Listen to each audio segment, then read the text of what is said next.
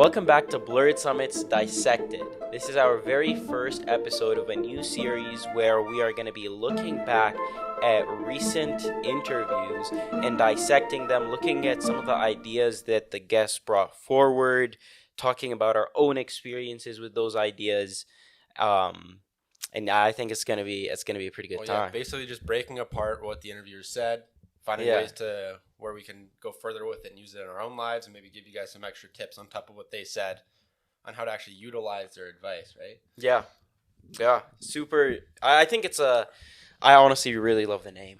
So part of it is the name is the best part. The first part is understanding what you need to do, which is what the interviews are, right?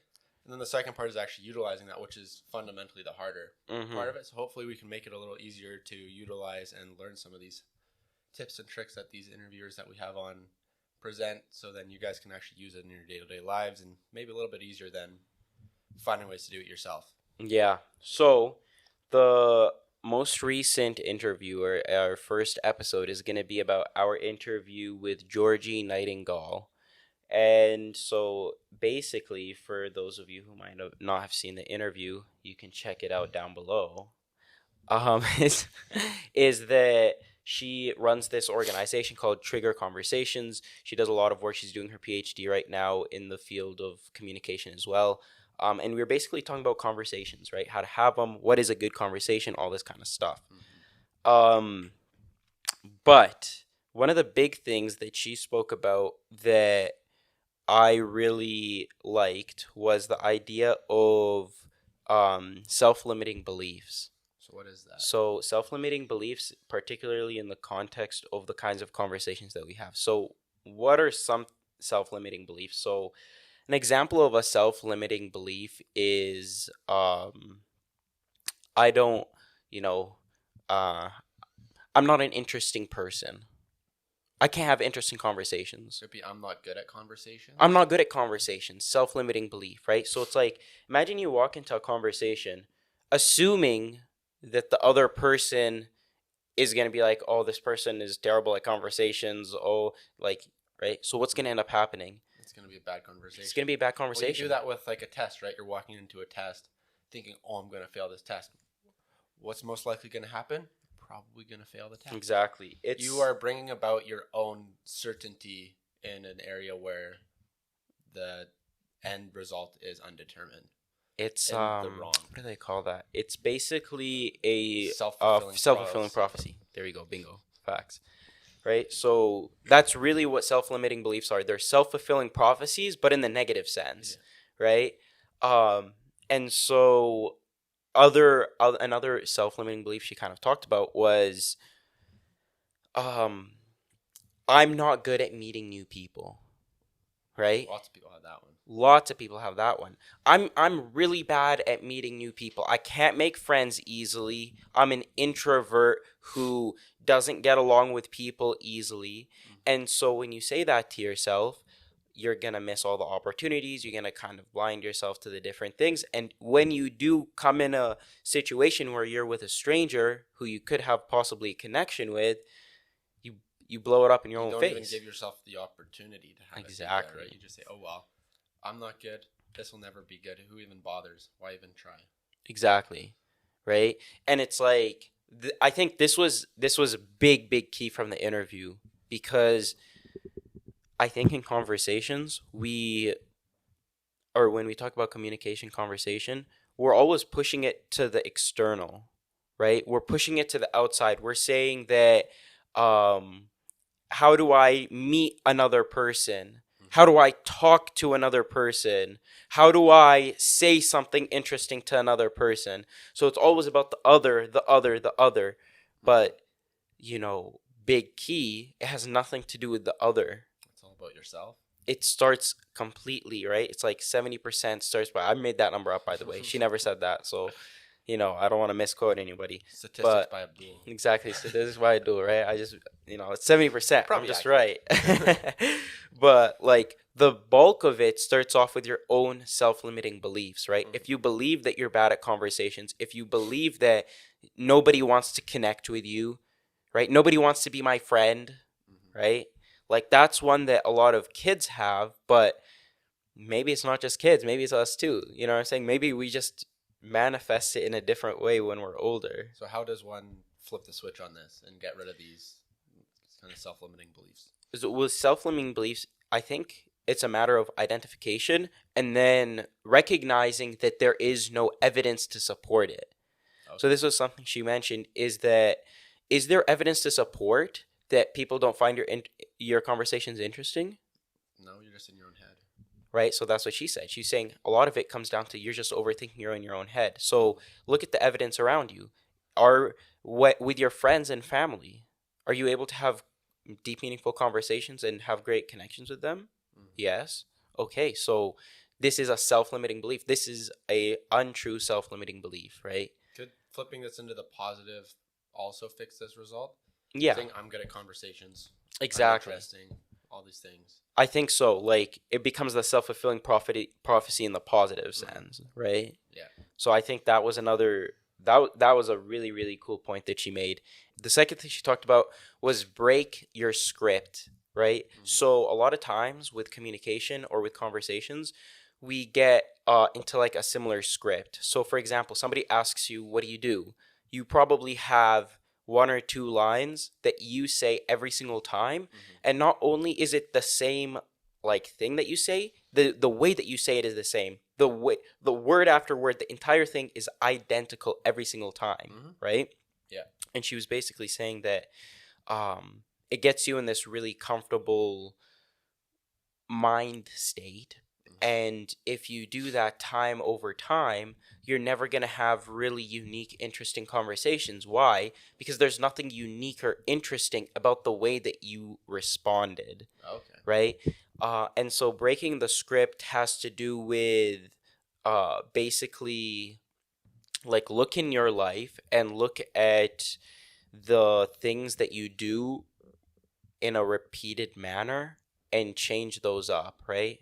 Make a point that when somebody asks you, what do? Answer it differently. Does that just give you more freshness? Is that the main purpose behind it? Give you more energy, make you... Yeah. Yeah, change, spice things up, mix things up. You get dull from repetition. So yeah. Keeping it fresh, it then makes you seem more interesting. The way that I see it is this. There's a very old saying that goes, if you do what you've always done, then you'll get what you've always had, right? Mm-hmm. So it's like, let's say you're sitting here right now watching this video, or you watched her interview because, we want to have better conversations. We want to be better communicators. Mm-hmm. That means that in order to become better at something, you need to do something differently than what we've done. Mm-hmm. That's what breaking the script is. That I see, that's the fundamentally the most base root level of it, is that if you want to become better, mm-hmm. then you better be willing to change something. Yeah. Right? And this leads into the third point, and something that I thought was really interesting, where she basically said, start where you are, right? Start where you are in the sense of, a lot of times we're like, oh, I don't have a bunch of connections I want to make more connections. I want to be able to go and talk to a stranger and have them be my new best friend, or right? Like we want to meet all these new interesting people out there in the world. Yeah. She said, okay, stop, take a step back. Start where you are. You talk to your family. You have friends, right? You have coworkers, you have peers. Mm-hmm. You have the cashier at the store, the barista at Starbucks. There are conversations that you have on a daily basis. Every single day, we always have these conversations. Mm-hmm. Work on those. Start with those. Because if those are good, then it'll flow into other things naturally. Yeah. Because if you're just dull and quiet with the barista, how are you going to be able to go and actually hold a conversation with someone else? Yeah. That's the most subtle, easy conversation ever. How's it going? You can say some nice things. And exactly, right? Get a conversation out of that split second. Because if you can do it for that split second, then you can just keep it flowing. Right. Break the script in that split second, right? A barista at Starbucks. How many times do you go up, say the exact same thing, and order the exact same thing every single time? Switch it up. Right? Doesn't mean you have to order something different. The way that you approach it. Have a brief conversation before you actually order it. Have a brief conversation. Say something random. Say, hey, oh, you guys got a new holiday menu. Oh, what's your favorite thing on this? Just something, it's right. Something she said in the interview. I thought it was kind of neat. Is like, let's say you're asking for a coffee. It's like, don't just ask for an Americano. Be like, give me the best Americano you got, right? Or like, just something. If that's not if that's not your personality, that doesn't jive with you, then don't say it. But like, something to add a bit of humor and a bit of energy. Switch it up, man. Switch it up. Make it unique. If you can find energy in a conversation that's usually dull and dead, like that one where they probably got a bunch of guys, I just want this to get on their way because they're dead quiet, right? Tired. You can do it there. You can do it something with someone who's genuinely passionate about something that you're genuinely passionate about. Yeah, right. But again, the idea is that start off with what you have, okay? And like you said, it's like you're playing a game and you're going for the level 99 boss, but you haven't even beat the level 2 boss. Mm-hmm. It's going to be a hell of a lot harder to beat that level 99 boss without exactly like skills. Come on, right? Yeah. So that was a big key. Something else that she said is meet people where they are, right? So in communication, meet people where they are. Let's say you are going to talk to a stranger or somebody that you've never spoken to before. Realize that person kind of has their own life, right? Yep. Right now, let's say you walk up, you see a person. I want to get to meet that person. Mm-hmm. I want to hang out with that person. I want to whatever, right? Oh, that person might know something or whatever. If you walk up to a person and what's your deepest, darkest secret, right? And you kind of jump to way in the deep end of because you're trying to have this deep conversation with a person. Yeah.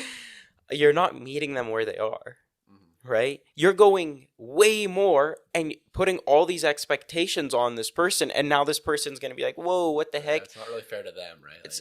They're like, I was just trying to live my life. I was trying to have my day. I was trying to eat my breakfast. I was trying to eat my breakfast. I don't know who you are. They're having their own individual life completely separate from your life, right? So you gotta realize that and sort of meet people where they are. So that means having that small talk at the beginning, right? Even though everyone is like, oh, I don't want to just have small talk. I want to get deeper than small talk. Fair enough. But you start at small talk. You ease your way in. You need to start with the chisel before you can start working with the hammer. Exactly. Key facts, right? And so have that small talk. Say, what do you get up to this weekend? Stuff like that. Because then you can start finding their interest in that and then jump off those little tangents. Exactly. And that was actually another thing that she mentioned. She mentioned, basically ask yourself, what do I want to hear in the conversation? Mm-hmm. So let's say you're talking to a friend, you're gonna be listening for different things than a stranger, than a teacher. Let's say you're talking to a stranger, that maybe the things that you're listening for are their interests, maybe their values, your commonalities, right? And so tune your right. If you have that at the back of your mind, when they're talking, you're gonna pick up on things. Oh, wait a minute. Oh, Hudson mentioned that he mentioned something. Oh, what do you do, Hudson? What do you do? Oh, we're having a small talk right now. What do you do, Hudson? Why are we doing this? Because this is to prove a point. What do you do? Pretend you don't know me. What do you do? University student. What university do you go to? University of Calgary. Wait. What do you study in the University of Calgary? I go to the University of Calgary. I'm taking economics. How about you? I'm in kinesiology. That's good. What kind of classes do you take in economics? And then basically, I was like, whoa, wait a minute. We're about to get into this right now. No, I'm dead. That's so jokes. Like, what the fuck? But the point is, like, right there, I'm tuning myself to find commonalities in that conversation. So I go to university. A person could be like, okay, and then brush over that and go on to another question or another statement. Question. And it feels like an interrogation. That's when it feels like an interrogation. A lot of people, they're like, ooh, like this person, it feels like they're interrogating me. Because all they want is take. Exactly. They're not giving back anything into the conversation. And when they're taking, they're not even taking with interest, right? They're not actually curious, right? That's why they'll kind of just be at a shallow level, just asking different kinds of questions. But if you kind of dig a little deeper, oh, I'm listening for commonalities. Oh, University of Calgary, commonality. Oh, economics. I took an economics class. Oh, I didn't actually, but like, so you kind of tune your ear to find these commonalities, and that's how you lead to having a deeper, more meaningful connection. Key. Okay. So, what we always ask our guests, what were the 3 biggest things that you would suggest? Life tools, right? Her 3 biggest things. Number 1, she said a curiosity hat. She calls it a curiosity hat. Basically, what a curiosity hat is a hat, metaphorical hat that you put on your head. That's metaphorical? That like it's an imaginary hat that you put on your head that makes you the most curious person in the world. It's like, when I put this hat on, now I'm Curious George. I guess that adds where you can learn a bunch of information that you never would, right? Like, if you weren't actually curious, you wouldn't be digging into these little nitpicky things in conversations. You just kind of skim over it. Like you said previously, you'd be at the surface level. But if you're genuinely curious, you can get to know people by digging down these holes, all this information you never learn. And that's how you really network, right? As you get interested in their lives, and they'll tell you, like, people love to talk about themselves. Right. You just need to find a way to do it where it's natural and you're genuinely interested in pulling out valuable information. And I think, like, when she says this, the reason it's like a curiosity hat, it's like, you have to embody curiosity. You can't be doing it for an agenda or disingenuously or in a way that's a little bit manipulative. Like, you can't really do that. Like, when you're curious about a person, you actually have to be curious. Yeah. You can't just be, like, pretending to be curious, right? So you have to kind of embody that. That has to be your entire orientation. Be a curious person, right? Ask questions. Dig deeper. And, find the commonalities. Find their values, right? Yeah. And this is a way that I kind of visualize it, that I don't know if this is right, and I don't know if I'll be able to explain this in words. Like, maybe this needs to be visualized, but I will try my best. So imagine there is a center. Okay, imagine a big white piece of paper. Okay.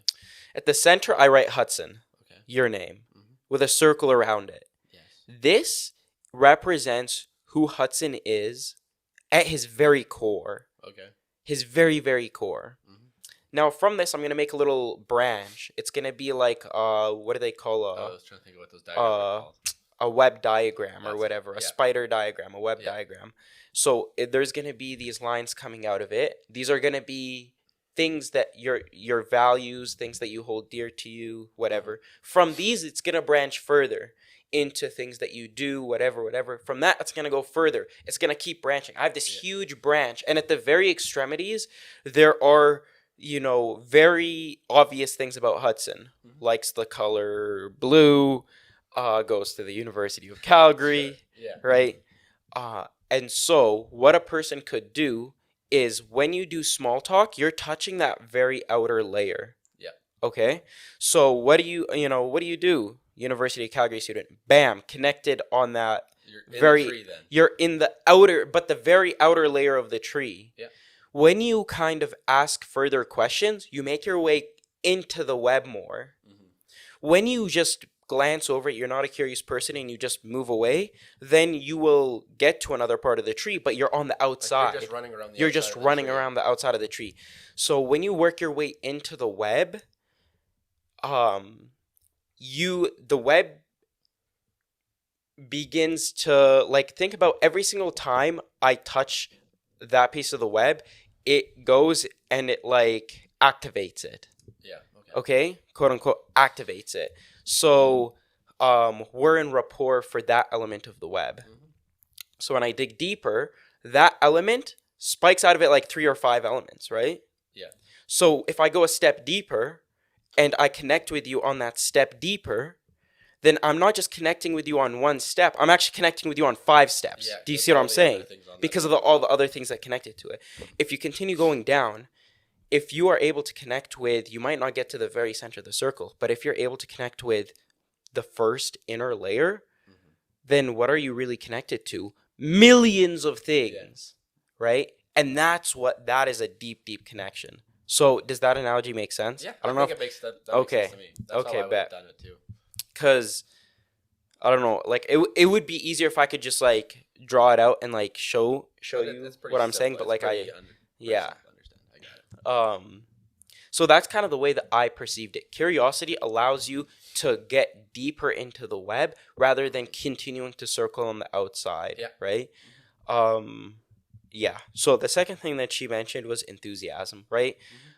Being enthusiastic in life, being enthusiastic in everything that you do. And that matches the same thing with the web thing. If you're enthusiastic in your conversations, then you can get further into that web. Exactly, right? And I think, for both of these, it has to both be genuine. Again, like it has to be genuine enthusiasm. Yeah. Because people can see right through that fake stuff. Like, right. And I think like there's a philosophy out there. I wouldn't call it a philosophy. I think there's like a thing that kind of spreads around where it's like, oh, you want to be like that real quiet, cool person. Like, don't, you want to be that mysterious, cool person who doesn't say much and is that the person in the movie. I don't know. Like, I don't know how to explain it, but there's this idea that expressing yourself makes you seem less cool or less attractive in the sense of like as a human. Okay. Right? Like not physically attractive. Vulnerability. Like you're more easily attacked, more vulnerable. Yeah, you're easier to connect to, you're easier to whatever, right? And I think that enthusiasm is the pathway to doing that, not being this like quiet person. Like I don't think being thinking that you're above another person. I don't know. I completely butchered this entire idea. But the idea is this. Generally speaking, in life, look at the people that you like the most, right? Yeah. Like as friends, like as whatever, like as family members. They're the people who are the most enthusiastic, right? So be enthusiastic. Doesn't mean you need to be enthusiastic about everything, right? But be enthusiastic about something. Yeah. Right? There's this funny clip of Joey Diaz. He was on a podcast, and he said, like, have you ever met somebody who don't do nothing, right? Who don't do nothing, you never end up liking that person, right?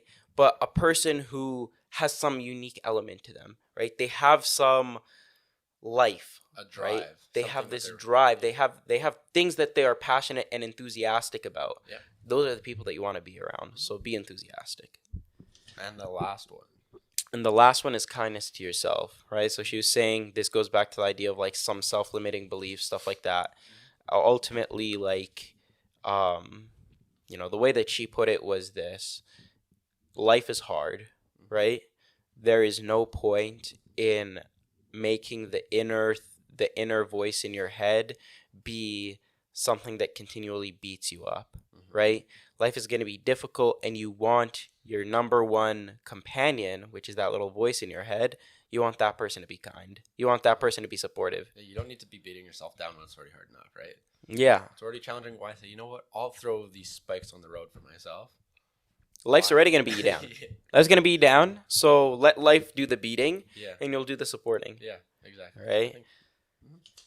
So, yeah, I thought there was a lot to take away from this episode, particularly in mindset shifts, which I appreciate because I think that fundamentally those kinds of shifts are the ones that make the biggest impact.